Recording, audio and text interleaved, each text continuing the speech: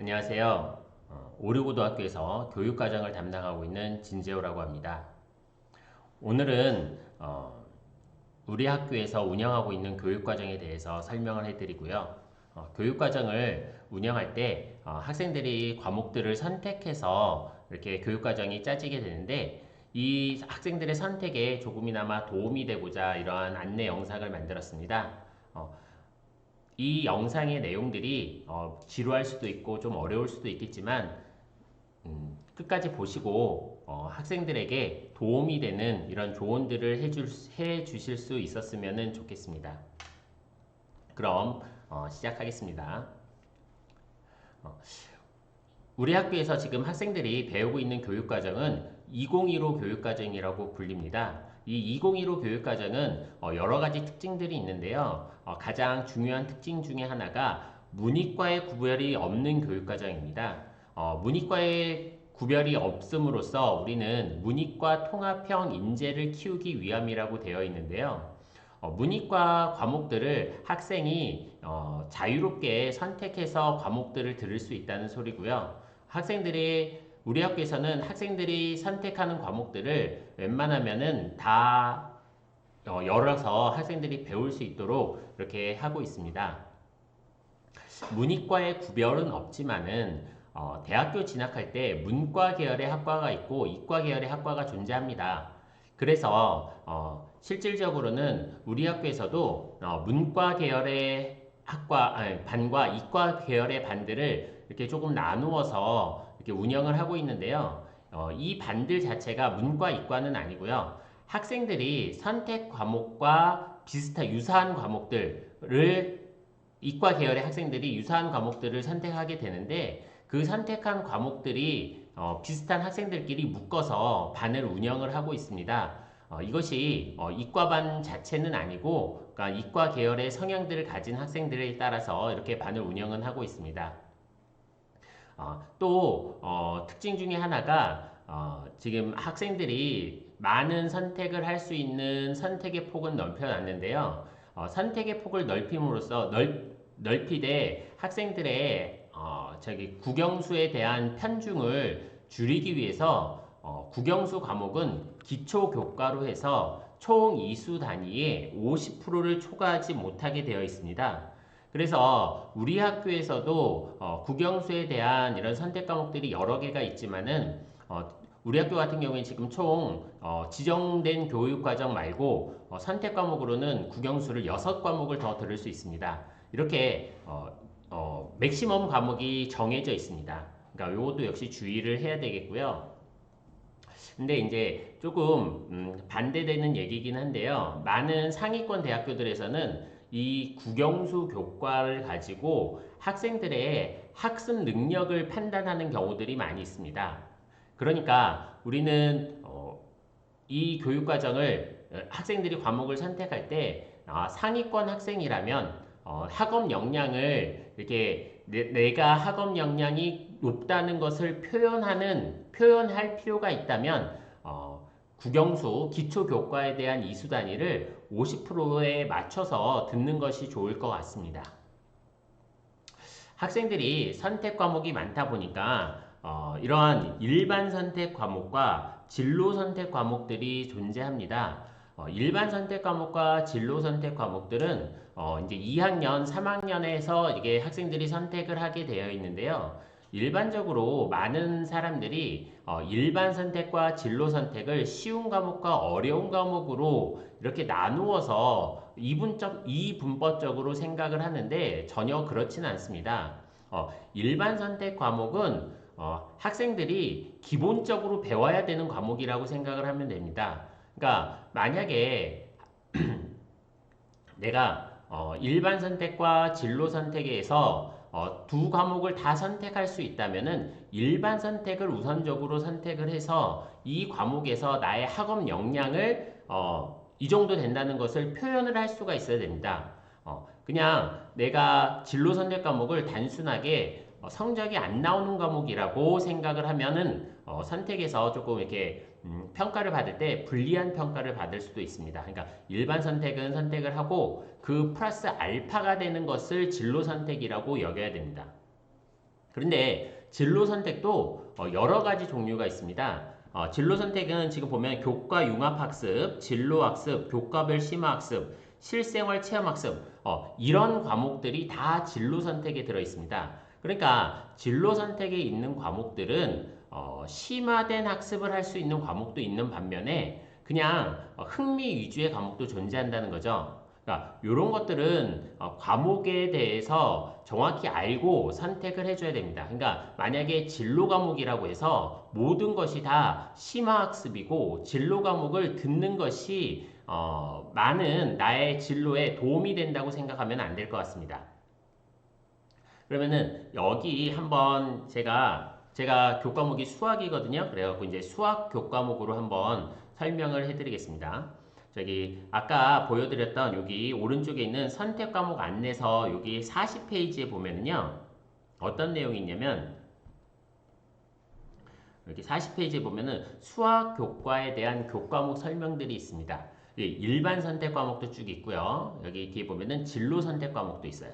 근데 이 진로 선택 과목이 여기에서 보면은 얘는 쉬운 과목이고 얘는 어려운 과목이고 이건 심화된 거고 이거는 진로 안내학습이고 이런 소리는 전혀 있지는 않아요. 그렇지만 이 과목에 대한 설명을 읽어보면은 어떤 과목인지 정확히 알 수가 있습니다. 이 실용수학 보면은 어떻게 되냐면은 수학이 실생활의 다양한 분야에서 어떻게 활용되는지 이해하고 실생활에서 활용되는 거에 대해서 본대요. 여기 이거 어떻게 활용되는지 이해하고 그 다음에 수학을 활용하여 실생활의 문제 해결하는 방법을 알고자 하는 학생들이 선택할 수 있는 과목이다. 그러면은 이 과목의 취지를 봤을 때는 실생활 문제 해결을 위한 과목이에요. 근데 이 실생활 문제 해결이라는 것이 쉽다 어렵다를 떠나서 우리가 수학을 공부하는 이유, 수학을 중요하다고 여겨지는 이유는 대학 진학에서 수학이 학습 역량을 평가하는 중요한 과목이기 때문이에요. 근데 여기서는 보면 어떻게 했어요? 실생활 문제 해결 모듈 이렇게 쭉쭉 돼 있어요. 그러니까 얘는 그 실생활 체험 학습을 위한 과목이겠죠. 실생활 체험. 그러면 얘는 어떻게 되는 거야? 학업 역량을 표현하는 이런 과목은 아닌 거예요. 그러니까 이런 구별들을 문장 속에서 할 수 있어야 되는 거죠.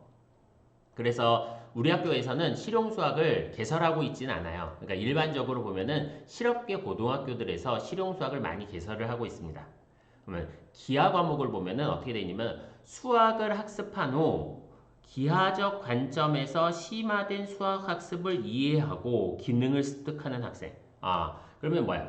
수학에서 우리 기하 파트가 좀 있는데 그거를 공부한 다음에 기하적 관점에서 수학을 바라보는 심화된 지식을 이해하는 과목이에요. 얘는 그럼 뭐야? 심화학습이겠죠. 기하라는 한 분야에 대한 심화된 과목을 공부하는 걸 거예요.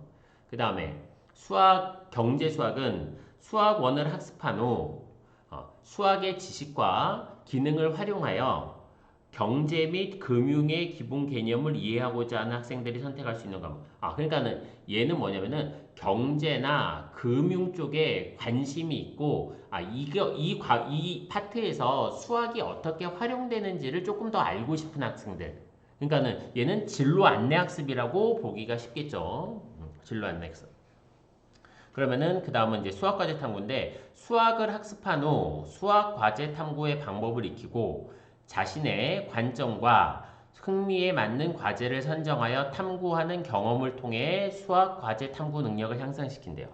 그러면은 얘는 뭐냐면은 나의 수학적 능력을 향상시키는 거예요. 그러니까는 자신이 탐구하는 그 방향에 대해서. 그러니까 얘는 뭐예요? 얘는 교과별 심화학습이라고도 할 수 있겠고 교과 융합학습이라고도 할 수 있을 거예요. 그러니까 이렇게 과목 설명을 조금 자세히 보면은 얘가 어떤 과목인지 알 수가 있어요. 그러니까 이런 것들을 놓치지 말고 내가 선택할 과목이 어떤 과목인지를 정확히 파악을 한 다음에 그 과목을 선택을 해야 될 거예요. 그 과목을 그렇게 선택을 하셔야 될 것 같습니다. 그러면은 다시 돌아가겠습니다. 그 다음에 우리가 일반 선택과 진로 선택이 이렇게 일반고에서 개설하는 과목이고요. 전문교과 1과 전문교과 2는 이게 특목고와 특성화 고등학교에서 이렇게 개설을 하고 있습니다. 우리 학교에서도 개설하는 과목들이 조금 있어요. 그러면은 이 전문교과 1이나 전문교과 2 과목도 일반고에서 우리 학교에서 개설하는 과목들은 전부 다 진로 선택과 똑같은 위치에서 평가를 받게 돼요.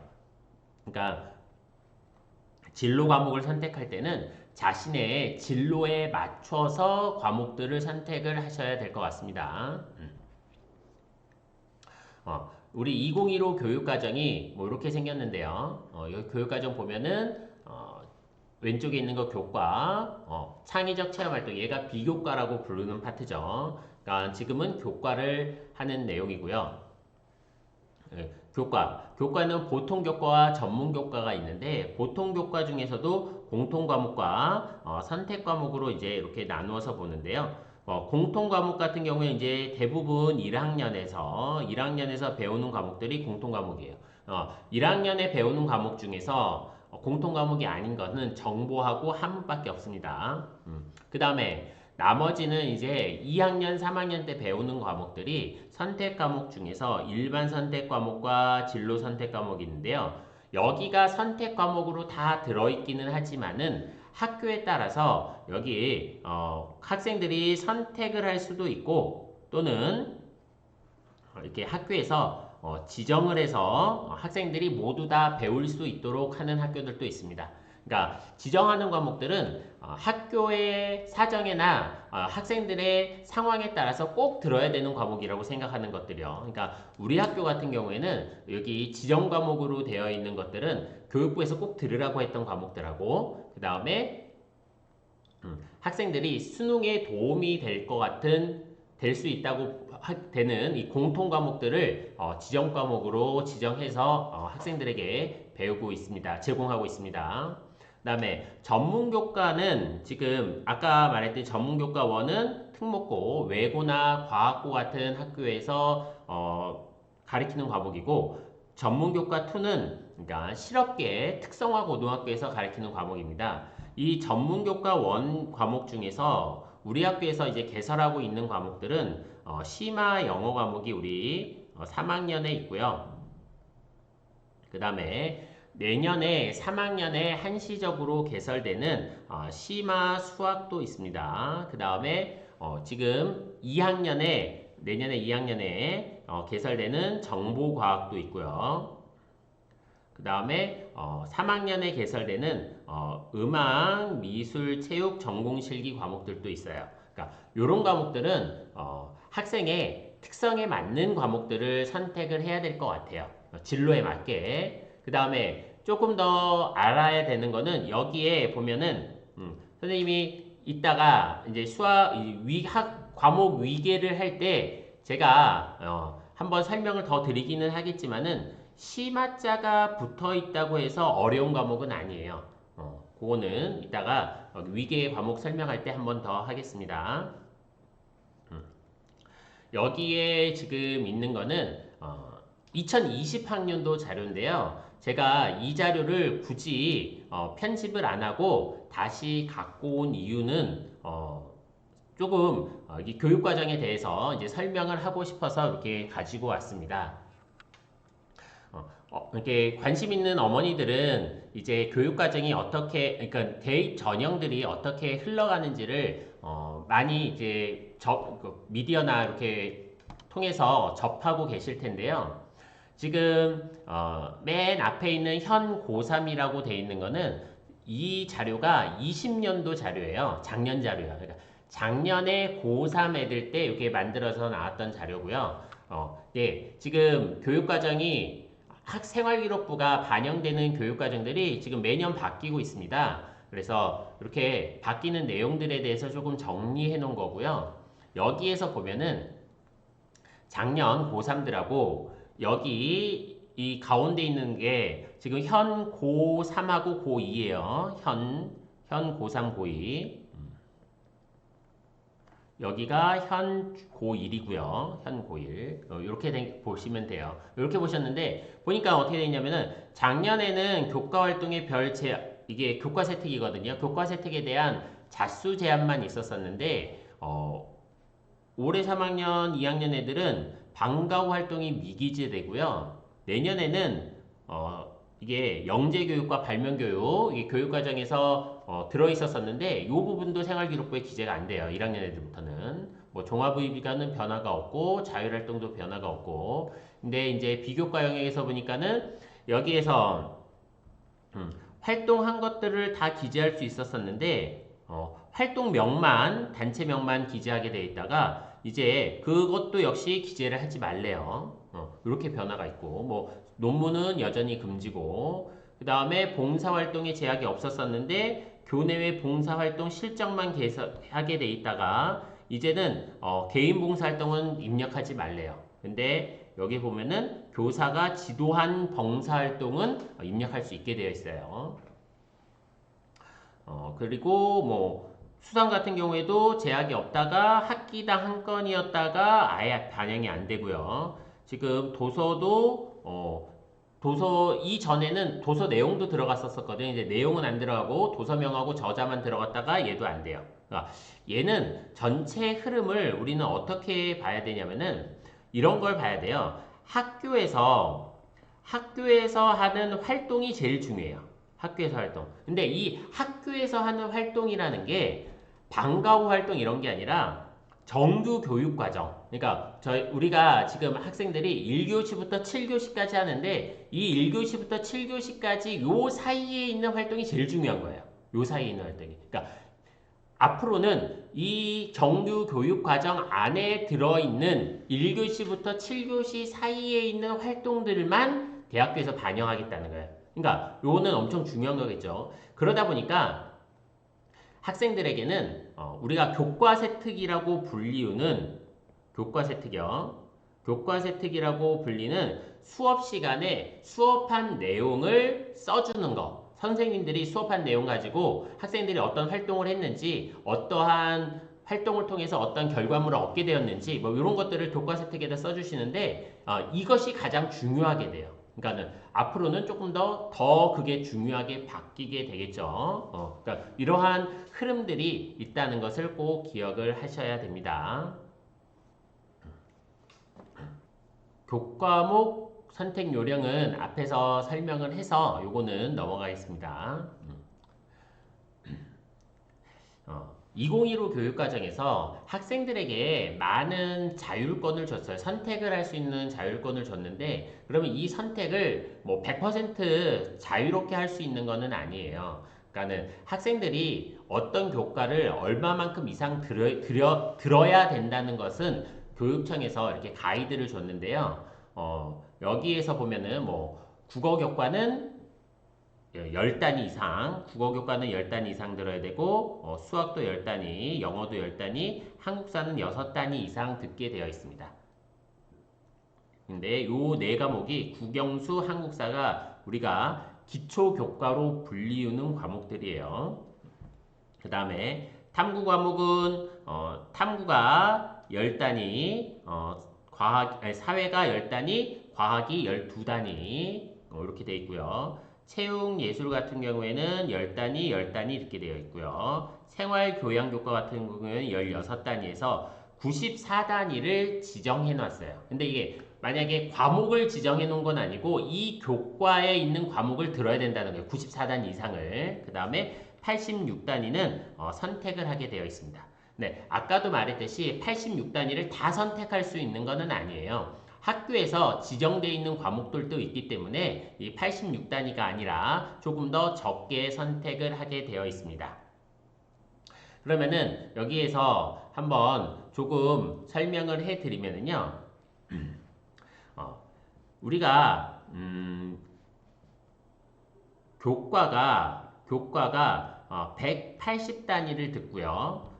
비교과가 24단위를 들어서 204단위가 우리가 고등학교에서 들어야 될 전체 단위수입니다. 여기에서 단위수는 일주일에 몇 시간을 듣는지가 단위수예요. 몇 시간 듣는지. 우리가 대학교에서 보는 학점하고 똑같겠죠. 나중에 고교학점제로 가면은 이 단위가 그냥 학점으로 개념이 바뀌게 될 거예요.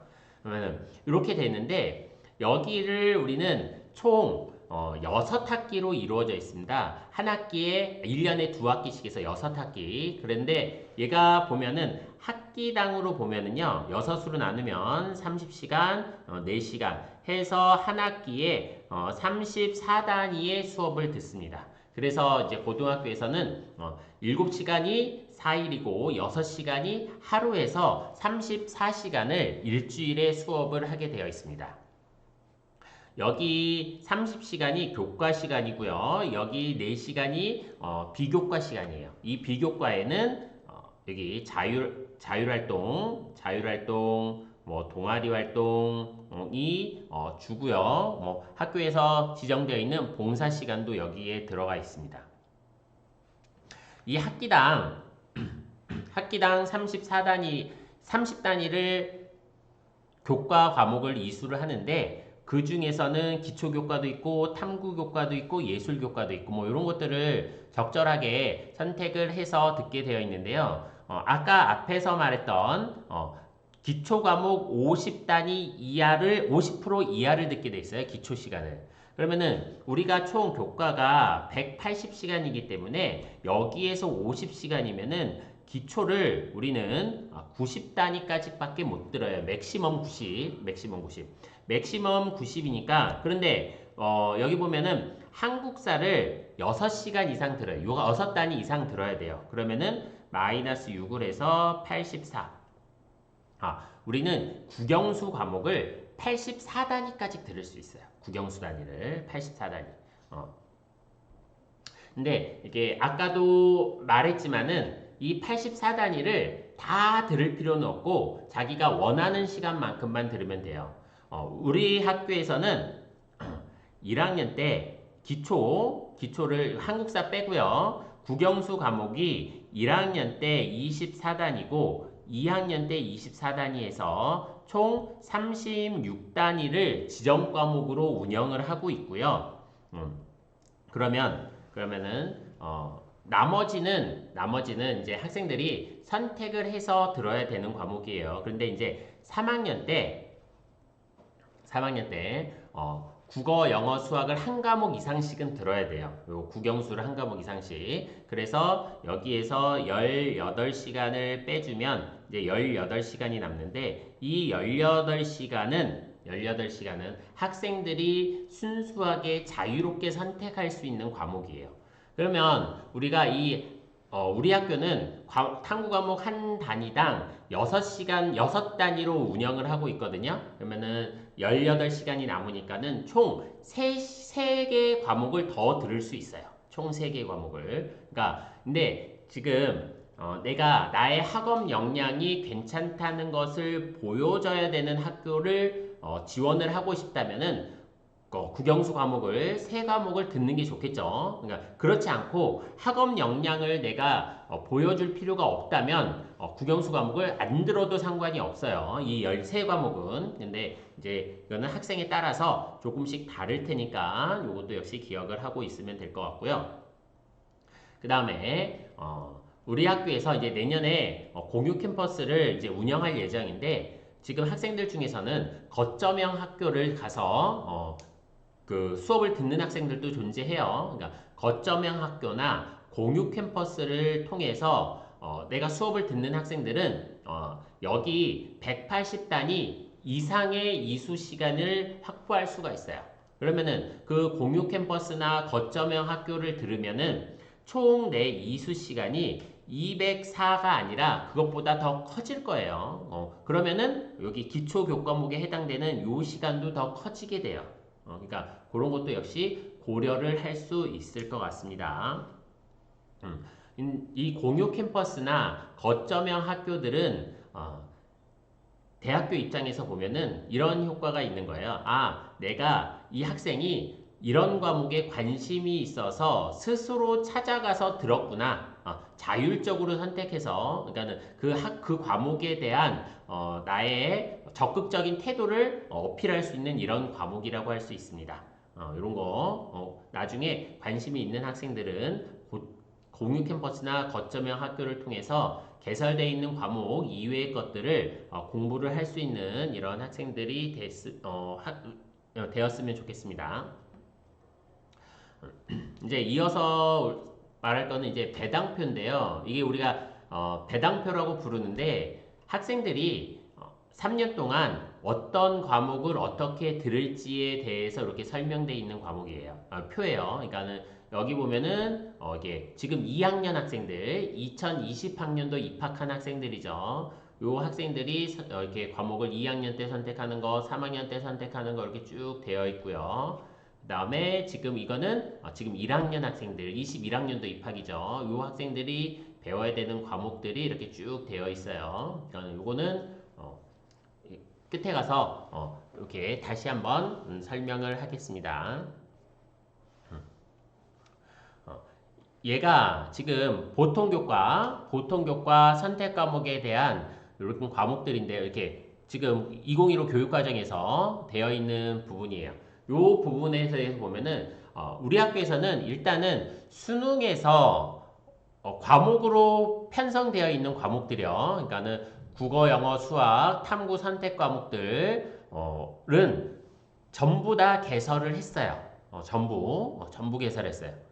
근데 이제 경우에 따라서 이게 선택 과목을 선택하는 학생들이 적어서 폐강되는 과목들이 존재하기도 하지만은 그러니까 일반적으로 개설되는 과목이 존재하는 것들은 다 개설을 했습니다. 그러니까는 이런 것들 이렇게 참고해 주시고요. 여기에서 보면은 우리 학교에서 개설되어 있지 않은 과목들이 조금 있어요. 만약에 국어 같은 경우에는 실용국어, 보전 읽기는 아직 개설이 안 돼 있고요. 수학 같은 경우에는 뭐 실용수학, 그 다음에 영어 같은 경우에는 실용영어, 영미문학 읽기, 그 다음에 영어 회화, 뭐 이런 애들은 지금 현재 개설되어 있지 않아요. 그 다음에 뭐 탐구 과목 같은 경우에는 다 개설되어 있어요. 이렇게 개설을 하는 것들이 실질적으로 보면은 선생님들 입장에서 보면은 매우 어려운 선택이에요. 그러니까 이것들을 개설함으로써 학생들에게는 선택의 폭도 넓어지고 학생들이 생활기록부에 이렇게 표현되는 것들이 풍성해지는 이런 좋은 효과들도 있지만은 선생님들 입장에서 보면은 얘가 과목 수가 늘어나고 아이들에게 양질의 교육을 해야 되는 입장이기 때문에 지금 업무가 조금 늘어나는 이런 부분들이 있어요. 그렇지만 학생들이 원하는 부분들이 많이 있기 때문에 우리 학교에서는 많은 과목들을 이제 개설하려고 노력하고 학생들이 배우고 싶다는 것들을 해주려고 노력을 하고 있습니다. 근데 과목을 선택할 때 뭐 얘를 배우고 싶어서 무조건 선택할 수는 없는 거예요. 그러니까 왜 그러냐면 우리는 과목을 선택하는 입장에서 보면은 내가 이게 정말 좋아서 선택하는 이런 학생도 분명 존재하지만은 이 과목이 대학교에 필요해서 내가 대학교에 어떤 과를 가고 싶고 무엇을 하고 싶은데 필요해서 듣는 학생들이 더 많을 거예요. 그러다면은 이 대학교의 진로하고 연관지어서 봐야 되기 때문에 성적이라는 부분을 무시하고 과목을 선택할 수는 없습니다. 그러니까 요 성적에 관련된 거 잠깐 선택을 할 때 꼭 기억을 하고 있어야 될 것 같습니다. 그 다음에 제가 이게 대학을 진학에 관련된 얘기를 이렇게 쭉 하는데요. 제가 말씀드리는 이 대학 진학에 관련된 거는 이 생활기록부가 적용되는 전형들에 한정되어 있는 거예요. 그렇지만 제가 이렇게 제공되지 않는 반영되지 않는 대학까지 전형까지 다 할 수는 없고 제가 대학교 입시에서 반영된다고 하는 이런 부분들은 생활기록부가 반영되는 전형에 한정된 거라는 것을 염두에 두고 들으셨으면 좋겠습니다. 여기에 있는 것은 표현되어 있는 것이 어떻게 되냐면은 성적 처리 방법과 생활기록부에 어떻게 표현되는지 이거에 대해서 되어 있어요. 그러니까 우리가 일반 교과인 경우, 그러니까 일반 선택 과목이요. 일반 선택 과목, 일반 선택, 뭐 공통 과목, 뭐 얘네들 같은 경우에는 가장 일반적인 경우에요. 점수도 나오고요. 과목 평균도 나오고 편차도 나오고 수강자 수도 나오고 석차 등급도 나와요. 그 다음에 성취도는 5단계로 표현되어 있어요. 가장 일반적인 경우요. 요거 꼭 기억을 하고 있어야 되겠죠. 뭐 체육 같은 경우에는 뭐 이런 거 표현 안 된다는 것도 알고 있겠고, 과학 탐구 실험도 역시 등급 산출은 안 돼요. 근데 이제 진로 선택 과목을 보면요 어떻게 돼 있냐면은 원점수 과목 평균은 나오고요, 성취도가 3단계예요. 3단계 수강자 수가 나와요. 근데 뭐가 안 나오냐면은 등급이 나오지 않아요. 등급이 나오지 않으니까는 우리는 얘를 무조건 좋은 등급을 받아야 돼요. 무조건. 어떻게? 성취도. 좋은 성취도를 받아야 돼요. 좋은 성취도.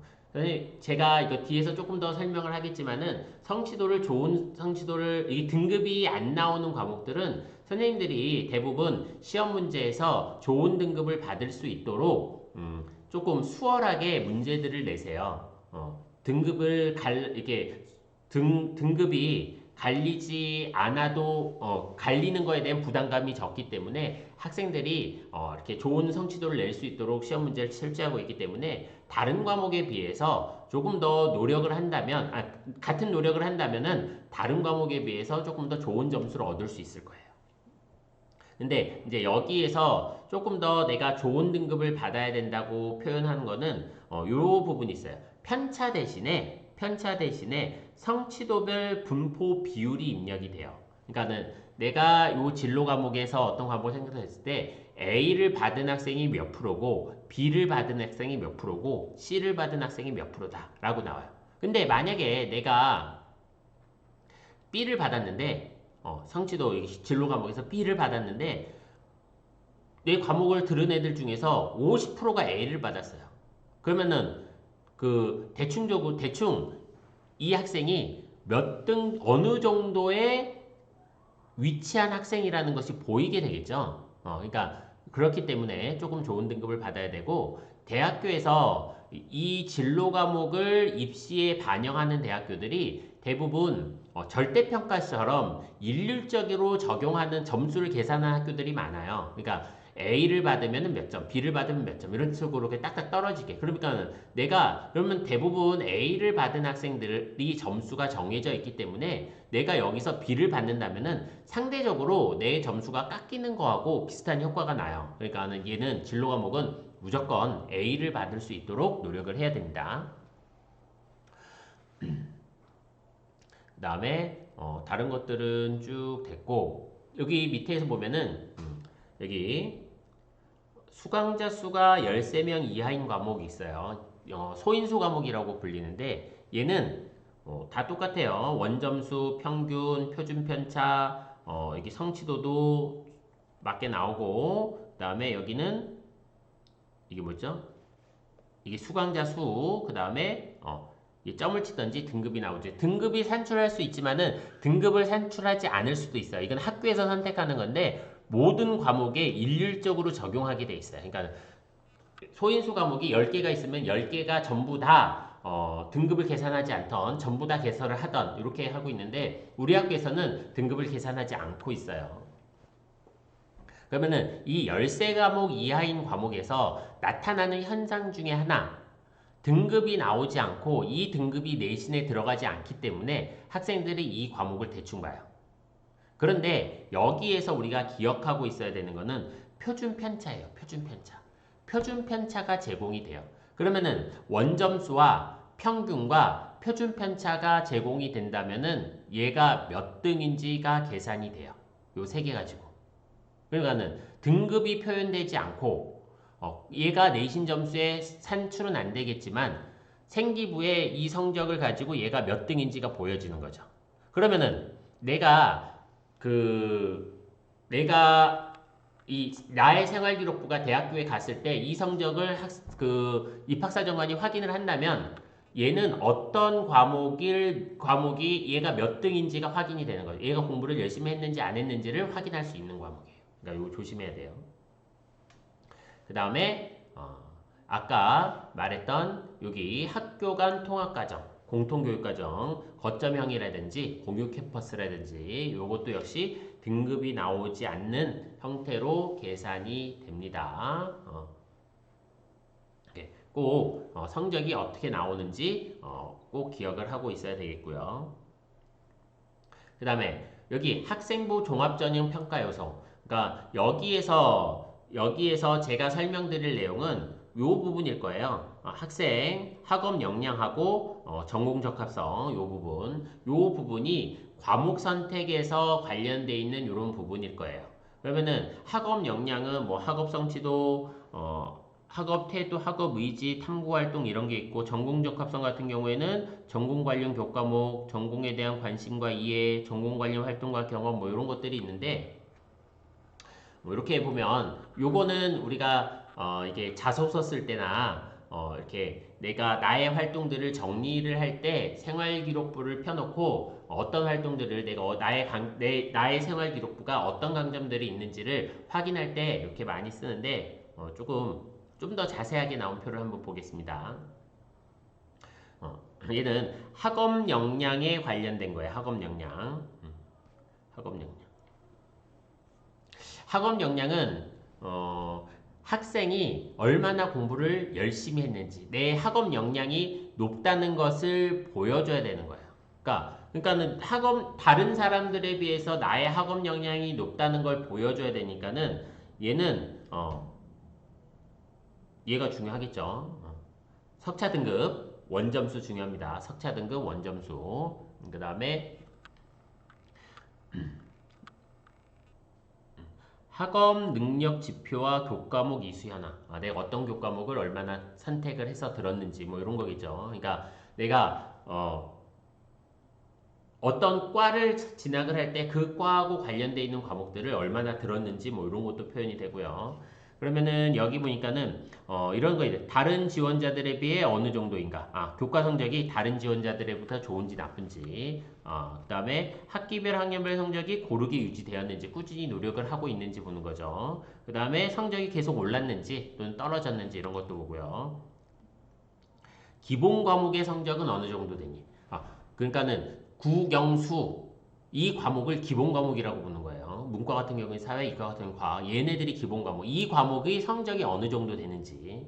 그 다음에 유난히 소홀한 과목은 없는지. 얘가 아까 말했던 이런 것들이죠. 그러니까 저 담임했던 애들 중에서 그런 애들이 있었는데요. 내신에 안 나오는 과목은 바닥이에요. 다른 과목들의 성적은 상위권인데. 근데 이런 학생들은 종합전형을 볼 때 분리할 수밖에 없어요. 그러니까는 얘의 성향을 조금 안 좋게 평가할 수 있기 때문에. 그 다음에 과목별 이수자 규모도 보고요. 그러니까는 이게 100명인데에서 1등급 받은 거하고 20명인데에서 1등급 받은 거는 분명 다른 거죠. 다른 거예요. 그러니까 그런 것들도 감안을 한다는 거고. 등급 외 점수, 이 앞에서 말했던 거하고 비슷한 내용이죠. 평균과 표준 편차 이런 거요.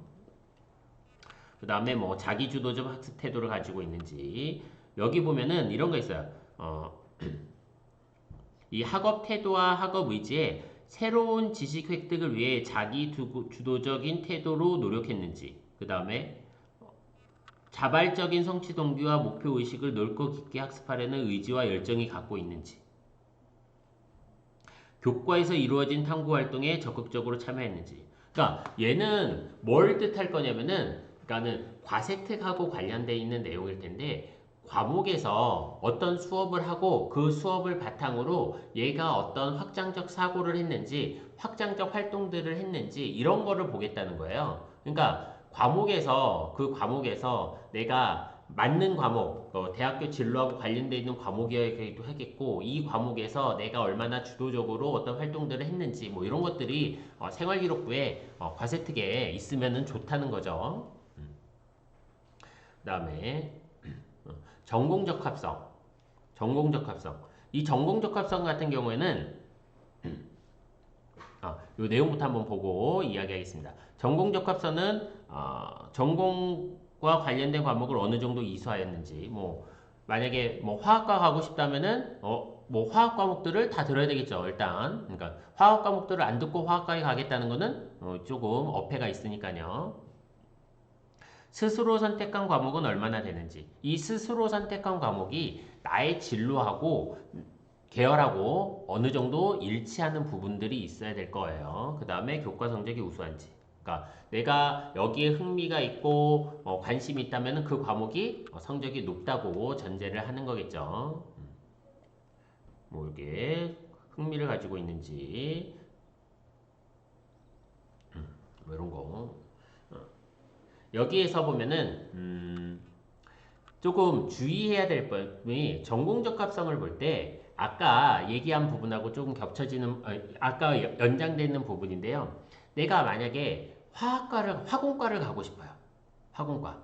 그러면은 화원, 화투 말고 명확하게 꼽을 수 있는 과목이 없어요. 고등학교에서. 그 다음에 뭐 수학과를 간다면은 수학 과목 빼놓고는 어떤 과목을 꼽겠어요? 그러니까 이렇게 대학교 전공하고 고등학교 전공하고 다이렉트로 일치되는 과목들이 많지 않아요. 그러면 이 전공 적합성을 계열과 관련된 과목을 어떻게 봐야 되냐면은 대학교에서 전공하는 과목들을 배울 때 어떠한 필요한 학업 역량이 있는지, 어떠한 학업 역량을 필요로 하는지를 우리는 알아야 돼요. 그것을 알 때, 그런 학업 역량들을 표현할 수 있는, 강조할 수 있는 과목들을 선택하면 돼요. 그러니까 되게 선생님, 저도 이렇게 대학교에서 나온 책들을 이렇게 자주 보는데, 그거를 보고는 이해는 했지만은 그 보기 전에는 전혀 이해하지 못했던 것이 있는데요. 어떤 게 있냐면요. 서울대 철학과에서 추천하는 과목들이 있어요. 서울대 철학과. 근데 이제 철학과에서 추천하는 과목이 뭐 고전윤리, 윤리, 세계사, 뭐, 동아시아사, 뭐 이 정도 꼽고 나면은 뭐 별로 없을 것 같은데 거기 과목에 보면은 기하라는 과목이 서울대 철학과의 추천 과목으로 들어있어요. 근데 얘를 생각을 해보면은 당연한 거예요. 그걸 보고 생각을 했을 때는 왜 그러냐면은 철학이라는 과목은 논리적 사고를 주 전제로 하는 과목이에요. 그러면 논리적 사고를 키워줄 수 있는 과목이 어떤 것이 있냐는 건데 여기에서는 그 과목으로 기하를 제시했던 거죠. 그러니까 기하라는 과목이 증명도 많고, 그러니까 지금은 뭐 증명이 그렇게 많지는 않지만은 증명도 많고 어떠한 인과관계를 따져서 이렇게 결론을 내는 이런 과목이다 보니까는 기하 과목을 통해서 논리적 사고를 할 수 있는 이런 역량을 키우라는 거겠죠. 그러니까 그렇게 이 과목을 통해서 내가 이 전공을 갔을 때 어떠한 학업 역량이 필요한지 이런 거를 우리가 가지고 과목들을 선택할 수 있어야 될 것 같습니다. 얘는 뭐냐면요.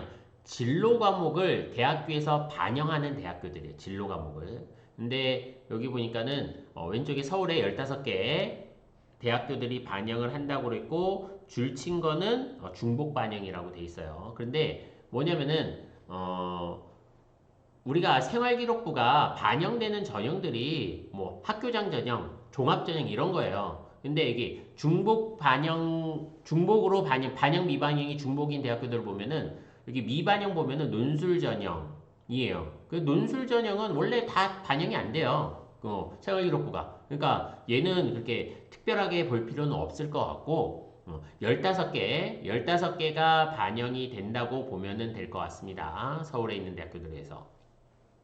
그러면은 이 15개 대학교들이 반영이 되는데 한번 세봐요. 그러니까 뭘 셀 거냐면은 대학교를 세는 게 아니라 순서대로 우리 그냥 이게 대학교 서열은 없다고는 하지만은 저희들은 다 이게 서열을 외우잖아요. 그러니까 서열대로 한번 외워보면은 서울대, 연대, 고대, 서강대, 성대, 성균관대가 있었는데 성대, 그 다음에 한대, 사기권 대학교들이 다 체크가 돼요. 그 다음에 중대, 경희대, 이 외대는 여기 있어요. 외대는 반영이 안 되고, 시립대도 역시 반영이 안 되고, 그 다음에 이대도 반영이 되네요. 그 다음에 동대도 반영이 안 되고요. 이거 이게 진하네.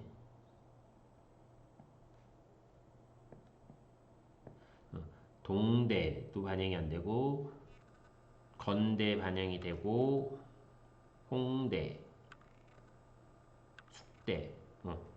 그러면은 지금 제가 한 10개 정도 했는데, 위에서부터 대부분 다 왼쪽에서 반영되는데, 대부분. 그러니까 얘가 반영이 상위권 대학교들은 반영이 된다고 봐야 되는 거죠. 상위권 대학교. 근데 그렇지 않은 대학교들도 분명 존재하고. 그다음에 이 표는 2022학년도 거 수박 먹고 대학 간다에서 요 표 이렇게 제가 가지고 왔습니다. 수박 먹고 대학 간다에 있는 표고요. 요것도 역시 수박에서 가지고 온 표인데요. 여기 보니까는 뭐 2과목, 3과목, 4과목 이렇게 쭉 돼 있는데 갈 만한 데 우리 학교 학생들이 갈 만한 데를 조금 보면은 뭐 이렇게 글루컬은 청주에 있는 거고요. 경희대는 2과목. 그 다음에 뭐 가천대도 가는 학생들이 좀 있죠. 그 다음에 건대, 그 다음에 서울과학기술, 그 다음에 차이과대, 그 다음에 한대, 그 다음에 상대, 숙대, 경희대 자연캠퍼스, 인문계하고 이렇게 나눠져 있고, 연대, 그리고 중대, 홍대, 숭실대, 고대, 서강대, 세종대, 이대, 성대, 뭐 이런 식으로 쭉 돼 있어요. 근데 여기에서 우리가 조금 이게 주의 깊게 봐야 되는 거는 뭐냐면은 이 대학교들이 아까도 잠깐 얘기했는데요. 점수가 절대평가처럼 점수가 표현이 돼요. 그러니까는 A를 받으면 1등급, B를 받으면은 뭐 3등급, C를 받으면 5등급 뭐 이렇게 표현되는 학교들도 있고 그냥 90점까지는 1등급, 80점까지 2등급 뭐 이렇게 되는 학교들도 있고 그러다 보니까는 여기에서 가산점이 진로가 적용되는 대학교들에서 내가 A를 못 받은 진로 과목들이 존재한다면 나에게는 마이너스와 같은 효과가 날 거예요. 그러니까 이 진로 과목을 선택한 학생들은 꼭 A를 받을 수 있도록 노력을 해야 될 것 같습니다. 네. 여기 과목을 선택할 때 과목에는 위계가 있는 과목들이 있습니다. 야, 죄송합니다. 과학 과목들이 위계가 있고요. 뭐 수학이 위계가 있어요. 근데 우리 학교에서 과목 개설 자체는 위계를 벗어나지 않는 범위에서 개설을 되어 있기 때문에 수학은 좀 문제가 되지는 않는 것 같아요.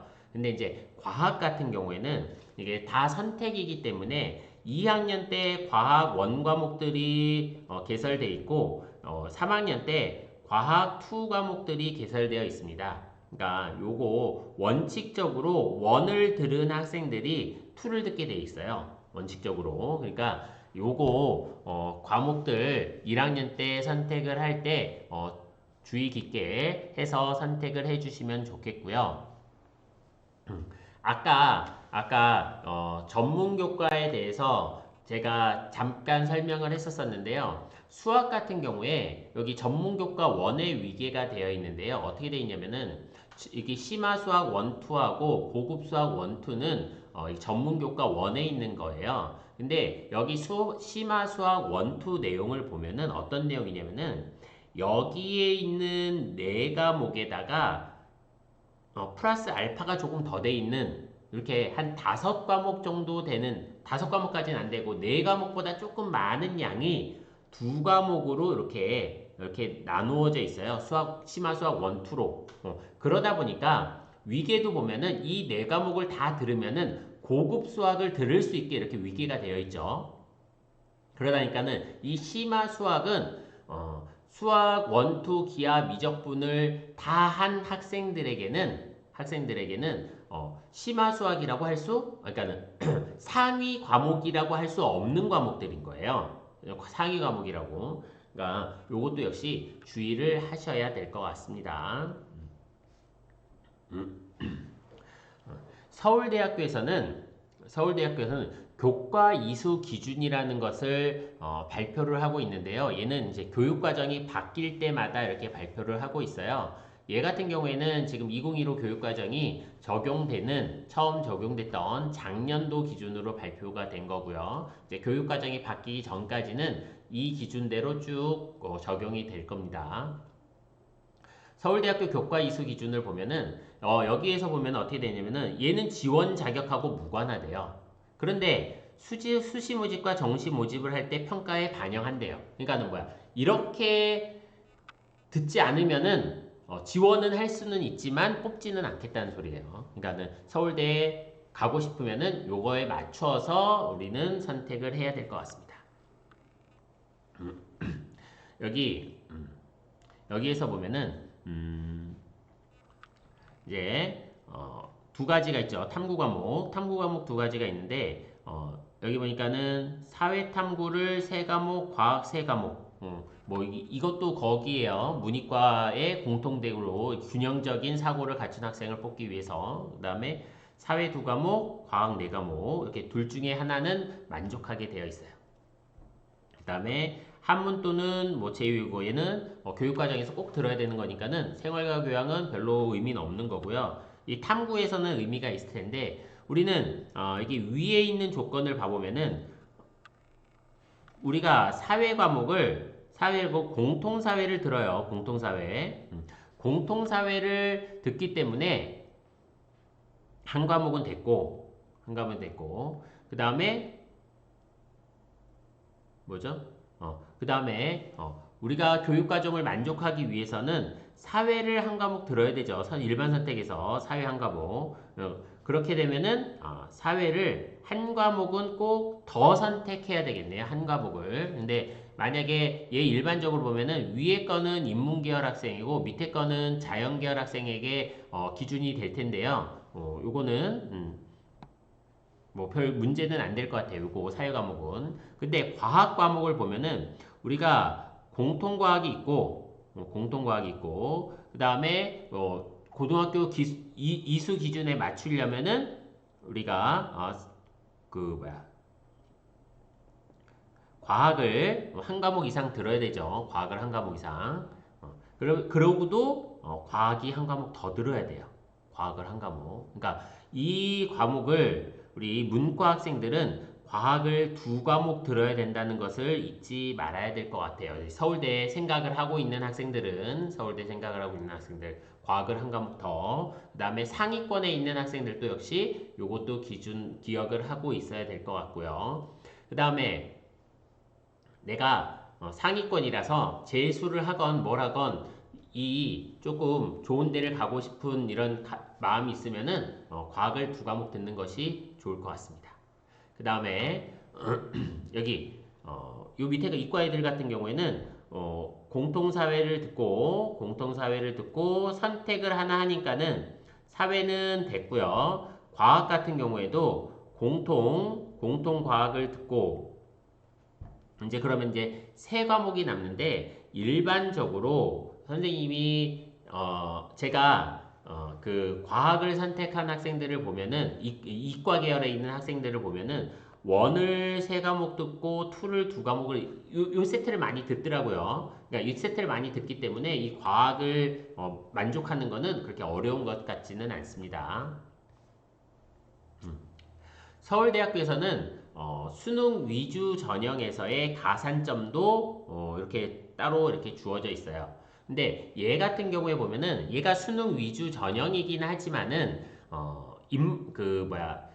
직윤이나 일반 전형에 지원할 학생들도 이 기준에는 맞추어서 이게 과목을 선택하고 이수를 하는 것이 좋을 것 같아요. 그러니까 앞에서 마찬가지로 평가를 할 때 얘가 우리 학교에 얼마나 오고 싶은지 올 준비들을 하고 있는지를 평가를 하기 때문에 이것도 역시 맞춰주는 게 좋을 것 같습니다. 여기에서는 이 국어, 과학, 수학, 과학, 사회 중에서 두 가지 영역을 만족을 하라고 되어 있는데요. 이렇게 봤을 때 일반적으로 자연계열 학생들은 수학과 과학에서 만족을 할 것 같고요. 인문계열 학생들은 수학과 사회로 만족을 할 수 있을 것 같습니다. 인문계열 학생들 같은 경우에는 과학으로 만족시키기가 쉽지가 않을 것 같아요. 그래서 사회로 해야 될 것 같고요. 그러면은 과학이 안 된다면은 당연히 수학을 만족을 해야 되는 부분이겠죠. 그러면 이제 수학부터 보면은 일반 선택 4과목이거나 일반 3개 진로 하나 이렇게 돼 있는데 일반 선택 4개가 수학 1, 2, 미적분, 확률과 통계예요.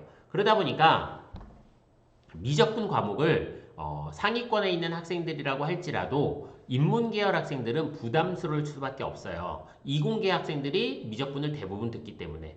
그 다음에 얘도 일반 과목이기 때문에 내신도 그대로 나오죠. 그러니까는 얘가 부담스러우니까 인문계열 학생들 같은 경우에는 이렇게 진로 과목을 하나 이상 이수를 하면 될 것 같습니다. 뭐 경제 수학을 이수하던 3학년 때 지금 개설되어 있는 수학과제 탐구를 이수하던 얘를 선택을 해서 진로 과목을 한 과목 이상 선택을 하면 될 것 같고요. 이과 계열 학생들 같은 경우엔 별 문제가 될 것 같지는 않습니다. 그 다음에 과학 같은 경우에서 보면은 인문계열 자연계열 학생들 같은 경우 선택이 될 때 여기 대부분 2세트로 많이 일반 선택 미안해요. 여기 죄송합니다. 여기 일반 선택 3개, 진로 선택 2개. 요 과목을 가장 많이 선택을 하더라고요. 그다음에 뭐 우리가 3학년 때 생활과 과학이나 융합과학들이 있으니까는 진로 선택 과목을 선택을 하나 더 해도 상관은 없을 것 같습니다. 사회 과목 같은 경우에는 인문계열 학생들 같은 경우에 일반 선택 3개를 듣는 거는 별로 무리가 될 것 같지는 않고요. 진로 선택 하나, 얘는 우리가 지금 개설되어 있는 진로 선택 과목이 2학년 때 여행과 지리, 3학년 때 사회문제 탐구가 있는데 사회문제 탐구를 듣는 게 더 좋겠죠. 이게 그 과목들이 과목에 대한 설명들을 보면은 사회문제 탐구가 내 학력을 나의 관심도를 좀 더 표현할 수 있는 과목이기 때문에 2개 하나를 굳이 듣는다면은 그게 더 좋을 것 같습니다. 그 다음에 일반 2개, 진로 2개를 들어도 상관은 없을 것 같고요.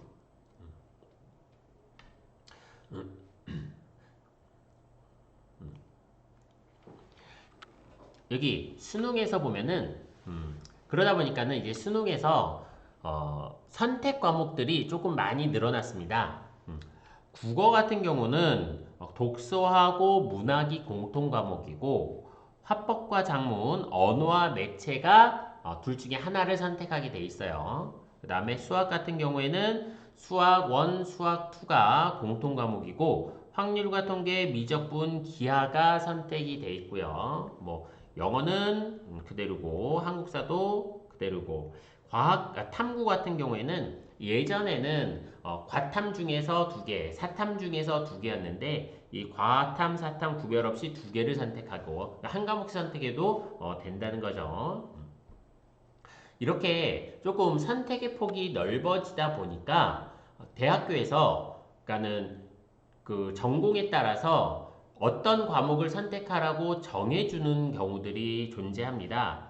여기 서울대학교 응시 기준에 보면은 이렇게 우리가 인문계열이라고 보여지는 이런 대학교들에서 보면은 수학 과목은 어떤 걸 선택해도 상관이 없고 탐구도 어떤 걸 선택해도 상관이 없어요. 물론 국어는 전 학과에서 어떤 걸 선택하든지 상관은 없고요. 그다음에 여기 뭐 예체능 같은 경우에 얘도 역시 어떤 걸 선택하든지 관계가 없습니다. 그런데 이제 여기 우리가 흔히 이과 계열이라고 보여지는 이런 학교에서들 보면은 수학을 미적분하고 기하 중에서 선택을 해야 돼요. 수학을. 탐구도 사탐은 안 되고 과탐 중에서 두 개를 선택해야 돼요. 특히 서울대 같은 경우에는 풀을 무조건 선택해야 되는 이런 조건들이 더 존재해요. 그러다 보니까는 내가 어느 대학교를 가야 될지를 정했을 때 어떤 과목을 선택할 것까지 이렇게 연관되어 있는 부분이 존재합니다. 그러니까 이것도 역시 주의를 해야 될 것 같고요. 여기에서 보면은 이렇게 수학에서 미적분과 기하를 선택해야만 지원할 수 있는 대학교들도 있고 이렇게 과탐 두 개를 선택해야만 지원할 수 있는 대학교 이렇게 존재하고요. 뭐 과투를 무조건 선택해야 하는 대학교는 서울대밖에 없네요. 이렇게 이런 대학교들이 있는데 여기 제가 이렇게 요것도 제가 저기 수박 먹고 대학 간다에서 가지고 온 표인데요. 여기에서 보면은 이렇게 여기 지역 소재 대학교들을 이렇게 보면은 대부분 의대, 약대, 뭐 수학과, 뭐 치대, 뭐 이런 대학교들이에요. 전부 다. 여기도 보면 과투도 보면은 대부분 다 뭐 그런 대학교들이에요. 그래고 이런 대학교들 쭉 빼고 우리가 이게 의대, 약대 가는 친구들이 많지 않기 때문에 이런 대학교들 빼고 여기 대학교들 보면은 수학에서 미적분과 기하 둘 중에 하나를 선택해야 갈 수 있는 대학교. 수학에서. 근데 의대, 약대만으로 지정되어 있는 학교들 빼고 보면은 여기 보니까는 건대, 경희대, 고대, 광운대, 국민대, 단국대, 그 다음에 동국대, 서강대, 과기대, 서울대, 시립대, 성대, 숙대, 숭실, 아주, 연세, 인하, 이화, 인하, 중앙, 항공 뭐 이렇게 쭉 돼 있어요. 우리가 흔히 말했던 좀 이렇게 상위권 대학교들이죠. 상위권 대학교들. 근데 인서울 대학교가 다 들어있는 거는 아니에요. 그러니까는 만약에 인서울 대학교들 중에서도 여기 동덕여대, 덕성여대, 뭐 이게 서울여대도 없죠. 뭐 이런 학교들 보면은 그러니까는 그 미적분이나 기하를 선택하지 않고도 그 이공계열과를 지원할 수 있어요. 그 다음에 수도권에 있는 대학교들만 기준으로 놓고 봐도 확률과 통계를 선택해도 갈 수 있고요. 그러다 보니까는 내가 미적분에 부담이 간다면 미적분이 어려울 것 같다면 굳이 얘를 선택하지 않아도 미적분을 선택하지 않아도 또는 기하를 선택하지 않아도 확률과 통계를 가지고 점수를 잘 받아서 저기 좋은 점수를 얻으면 그걸 가지고 이제 대학교에 진학할 수 있는 거죠. 그러니까 내가 보면은 학생들에게 저는 이 얘기를 되게 많이 하는데요. 내가 어떤 공부를 할 때, 내가 어떠한 선택을 할 때 가장 중요한 거, 가장 먼저 생각해야 되는 거는 나의 학업 역량을 내가 알아야 돼요. 나의 학업 역량을. 나의 학업 역량을 모르고 선택들을 한다면 불리할 수밖에 없어요. 그러니까 요거는 꼭 기억을 하고 내가 어느 대학교에 가고 싶은지 먼저 선택을 하고 뭐 점수를 올릴 것까지는 생각은 해야 되겠죠. 근데 너무 높게 올리면은 버거우니까 지금 있는 점수보다 조금 더 올렸을 때 어느 대학교까지는 갈 수 있고 그 대학교를 간다고 했을 때 내가 어떤 선택을 해야 좀 더 효율적인 공부법이 되는지 역시 기억을 하고 있으면 될 것 같습니다. 이 과학 두 개를 선택하는 학교도 여기 수학에서 미적분 기하를 선택하는 학교하고 크게 다르지는 않습니다. 그러니까 요거 꼭 기억을 하고 문제를 이렇게 봐야 될 것 같고요. 근데 이제 그냥 선택 과목에서 주의해야 될 게 더 늘었어요. 그러니까는 국어하고 수학에서 이제 선택 과목이 있다 보니까 얘네들을 점수를 낼 때 조금 이렇게 좀 복잡한 방법으로 이제 점수를 내는데요. 만약에 만약 국어 같은 경우에는 그 차이가 크지는 않을 수도 있어요. 그러니까 그냥 국어 과목이니까. 근데 이제 수학 같은 경우에는 미적분을 선택하는 학생하고 확률과 통계를 선택하는 학생들은 편차가 심한 학생들이에요. 우리가 작년을 기준으로 놓고 보면은 이과 문과인 학생들인데 이 이과 문과인 학생들을 합쳐서 하나의 등급으로 낸대요. 그러다 보니까는 조금 어려운 부분들이 있는데요. 지금 주어진 대로 이렇게 보면은 이렇게 공통 과목과 선택 과목이 존재하고 이 선택 과목을 점수를 조정을 하는데 이 조정한 걸 가지고 표준화를 해서 얘네들을 합쳐가지고 점수를 산출하는 거예요. 근데 이제 우리가 그 염두에 둬야 될 부분은 이 조정하는 비율, 조정하는 방법, 조정하는 방법에 대해서 이렇게 공식이 주어졌는데 이 공식이 그냥 보기만 해도 이렇게 별로 이렇게 알고 싶지 않은 공식이지만 우리 자녀들이 이렇게 선택에 중요한 거니까 한번 좀 봐보면은요. 제가 간단하게 봤을 때 크게 두 파트로 나뉠 거예요. 이렇게 얘하고. 제 생각에는 이 앞에 파트는 크게 영향을 줄 파트는 아니에요. 그러니까 왜 그러냐면 얘는 수험생의 점수에 관련된 거예요. 수험생의 점수에. 수험생의 점수, 내가 본 점수이기 때문에 크게 문제가 될 것 같지는 않습니다. 근데 요 뒤에 거를 보면은 얘는 뭐냐면은 선택 과목 집단의 공통 과목의 원점수 평균이에요. 그러니까 내가 미적분을 선택한 학생들의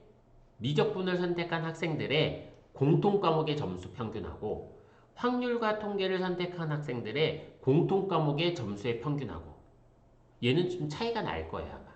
그러니까 얘가 차이가 나기 때문에 학생들의 성향에 따라서 내가 뭐 미적분을 선택하던 확률과 통계를 선택하던 점수의 차이가 많지 않다면 미적분을 선택하는 게 유리하겠죠. 왜? 미적분이 더해진 점수가 더 많을 테니까.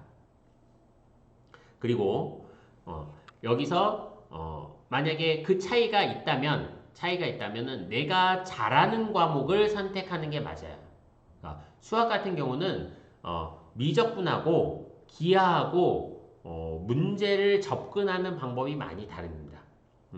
그렇기 때문에 어떤 과목을 선택하냐에 따라서 점수 차이가 클 수도 있어요. 그러니까 내가 선택을 잘 해야 되겠죠. 원하는 잘할 수 있는 과목을 찾고 그 과목을 선택하는 게 가장 중요한 것 같습니다. 잘할 수 있는 과목을 갖고 그 과목을 선택할 수 있는 거. 그 다음에 여기에서 보면은 이제 공통 과목과 선택 과목이 있는데 딱 떨어지진 않지만은 이 공통 과목과 선택 과목의 점수비가 여기가 75점, 여기가 25점, 3대 1 정도 돼요. 3대 1 정도. 그러면은 내가 선택 과목의 비중보다는 공통 과목의 비중이 더 높을 수밖에 없어요. 공통 과목이 더 중요하고 더 잘 봐야 되고. 그러니까 이 선택 과목은 잘할 수 있는 과목을 선택하는 게 맞아요. 잘할 수 있는 과목.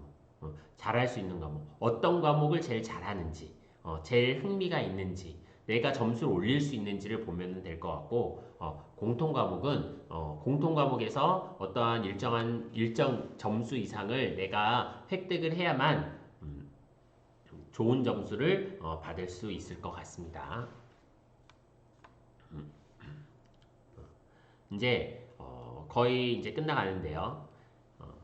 여기 단위배당표인데요. 여기가 제가 이게 조금 바꿨어요. 표현을. 여기 보니까는 처음에 봤던 거는 지정 과목과 선택 과목이 이렇게 쭉 되어 있는데 지금 이제 학년별로 이렇게 조금 바꿔놨습니다. 학년별로 바꿔놨고 지금 2020학년도 입학한 학생들이니까 지금 2학년의 학생들이고요. 2학년 학생들은 이렇게 1학년 때 배운 과목, 2학년 때 배운 과목들은 다 존재하겠고 이제 3학년 과목입니다. 3학년 과목은요. 이렇게 여기 큰 데에서 8개를 선택하게 되어 있고요. 여기 밑으로 오면은 여기 예술 과목에서 한 과목을 무조건 선택하게 되어 있고 교양에서도 한 과목을 선택하게 되어 있어요. 그래서 총 3학년 때 선택은 10과목을 선택을 하시면 됩니다. 10과목. 그 다음에 3학년은 지금 이렇게 체육만 지정 과목으로 되어 있어요. 그러니까 체육 같은 경우에는 학기별로 무조건 이렇게 개설을 하게 되어 있기 때문에 얘가 이렇게 되어 있고 그러면 이제 우리 봐야 될 거는 여기 파란색 큰 여기에서 8과목을 선택을 하는데요. 여기 보면은 이렇게 나누어서 위에 있는 과목에서 수학에서 한 과목, 국어에서 한 과목, 영어에서 한 과목 이상씩을 들어야 돼요. 국어에서 하나, 수학에서 하나, 영어에서 하나 이렇게 한 과목 이상씩은 무조건 선택을 해야 됩니다. 여기 심화수학과 확률과 통계는 1학기, 2학기로 가르치게 되어 있기 때문에 확률과 통계를 선택을 하면 2학기 때 심화수학은 무조건 듣는 거예요. 그러면은 이렇게 보면은 물론 이 6과목을 여기 6과목을 전부 다 선택을 해도 됩니다. 6과목을 전부 다 선택. 근데 이제 제한 조건은 우리 학교가 선택 과목을 6과목까지 들을 수 있었기 때문에 2학년 때 선택되었던 기하나 2학년 때 되어 있던 영어권 문화를 선택했던 학생들은 무조건 5과목까지밖에 아니 그거까지 합쳐서 6과목을 들을 수 있습니다. 그러니까 그 2과목을 다 들은 학생이 있다면 다 들은 학생이 여기에서는 이제 4과목밖에 못 듣겠죠. 그러니까 그 과목을 하나도 안 들었다면은 6과목을 선택을 할 수 있습니다. 물론 여기 위에서는 한 과목 이상씩 선택을 해야 되고요. 여기 밑에 있는 과목에서 밑에 있는 과목도 역시 선택을 하실 수 있습니다. 이것들도 필요에 따라서 선택을 하면 될 것 같고요. 3학년 선택을 할 때 우리가 이제 기억을 하고 있어 주의해야 될 거는 지금 좀 전에 말했던 국영수를 2학년, 3학년 때 합쳐서 6과목이 선택을 할 수 있다는 거. 6과목. 6과목. 그 다음에 과학, 사회, 진로에서 한 과목 이상씩 선택을 해야 돼요. 한 과목 이상. 요거는 아까 앞에서 보여드렸던 필수 이수 단위를 맞추기 위한 이런 부분입니다. 그 과학, 사회, 진로 교과 여기 앞에 있으면 여기 진로라고 표시되어 있는 이런 과목들입니다. 이런 과목을 한 과목 이상 선택을 해야 됩니다. 한 과목 이상. 그러니까 이것도 역시 기억을 하고 있으시면은 될 것 같습니다. 과학을 안 들은 학생들은 뭐 생활과 과학을 들으면 될 것 같고요. 과학 2 과목들이 있으니까 과학 2 과목들은 어려우니까는 생활과 과학을 들으면 될 것 같고 사회 과목 같은 경우에는 지금 뭐 이과 학생들은 사회 과목들을 안 들은 학생들이 좀 있는데 사회 과목 한 과목 이상 꼭 들어야 되고요. 이거 기억을 하고 있으면 될 것 같고요. 여기 보면은 이제 21학년도 입학 학생들 지금 1학년 학생들이죠. 얘도 역시 학년별로 이렇게 했는데 여기 잘라놓은 걸 보면은 뭐 1학년 거는 선택이 다 돼 있으니까 넘어가고 2학년 선택이에요. 2학년. 2학년 보니까는 국어, 영어, 수학, 체육은 지정 과목으로 되어 있고 나머지 과목들을 이제 선택을 해주면 될 것 같아요. 근데 여기서도 보면은 이렇게 돼 있죠. 여기 제2외국어 중에서 하나, 여기 교양 중에서 하나. 뭐 제2외국어도 무조건 한 과목 이상 듣게 돼 있고 보건 같은 경우 교양 과목도 역시 이렇게 단위수를 듣게 되어 있으니까는 단위수에 맞춰서 최소 단위로 우리가 운영을 하고 있기 때문에 꼭 선택을 해줘야 되는 부분이고요. 여기 탐구 과목하고 영어 여기 기초 과목하고 합쳐서 여기에서 이제 4과목을 선택하게 되어 있는데 이 4과목을 선택할 때 다른 거는 상관은 없겠지만은 이제 기초 과목을 선택하는 학생들은 기초 과목, 영어권 문화나 확률 통계를 선택하는 학생들은 얘가 내가 3학년 때 들어야 될 과목들도 역시 고려를 해봐야 됩니다. 그러니까 3학년 때 여기에서 3학년 때 개설되어 있는 기초 과목 중에서 뭐 6과목을 듣고 싶은 과목이 6과목이 있다면 또는 5과목이 있다면 여기 있는 영어권 문화와 확률과 통계 중에서 얘 2개 다 들으면 안 되겠죠. 1개까지만 들을 수 있는 거예요. 그러면 그거 역시 고려를 해서 이제 선택을 해야 되는 부분이라는 거 기억을 하고 있어야 될 것 같습니다. 한 과목. 그 다음에 여기 우리가 올해는 2학년 때 기하 과목을 개설을 했었었는데 이제 내년에는 2학년 때 확률과 통계가 개설되고요. 여기 3학년 때 기하 과목이 개설됩니다. 그러니까 요것도 역시 주의를 해야 될 것 같고 뭐 바뀐 거는 여기 정보과학이 개설되죠. 2학년 때 여기 그리고 나머지 과목들은 바뀐 거는 없고 3학년 때 우리가 생활과 과학이라는 과목이 있었었는데 이 과목이 융합과학 과목으로 바뀌었습니다. 근데 이게 생활과 과학은 조금 쉬운 과원 수준의 과목인데요. 이 융합과학 같은 경우에는 과원을 다 배우고 배울 수 있는 이런 내용의 과학입니다. 그러다 보니까 인문계열 학생들이 듣기는 어려울 것 같아요. 그래갖고 학생들이 인문 계열의 과목들을 선택을 한다면은 2학년 때 과학 과목 하나는 꼭 듣는 것이 원 과목 중에서 한 과목을 꼭 들어주는 것이 추후로 이렇게 과목을 선택할 때 도움이 될 것 같습니다. 이 2학년 과목도 3학년과 마찬가지로 2학년, 3학년 과목 전체에 통틀어서 국영수 과목을 6과목 선택할 수 있습니다. 6과목 선택할 수 있고 그 다음에 과학과 사회, 진로 과목을 한 과목 이상 선택을 해야 됩니다. 요거 역시 주의를 해서 앞으로 2학년뿐만 아니라 내가 3학년 때 어떤 과목을 들을 수 있는지도 고려를 해서 과목을 선택을 해서 진로를 그러니까 과목 선택을 하는 것이 좋을 것 같습니다. 우리 학교에서는 지금 이번 주 수요일부터요. 그러니까 내일 26일부터 학생들 과목 선택을 받을 예정입니다. 과목 선택을 하면은 이게 뭐 한 번에 끝나지는 않고 작년 같은 경우에는 5번 정도 학생들에게 과목 선택을 받았는데요. 과목 선택을 고민을 잘 해서 첫 번째 선택을 할 때 잘 선택을 했으면 좋겠습니다. 그러니까 이게 처음 선택할 때 조금 이렇게 급하다 보니까는 학생들이 대충 선택을 하면은 학생들의 변동의 폭이 커요.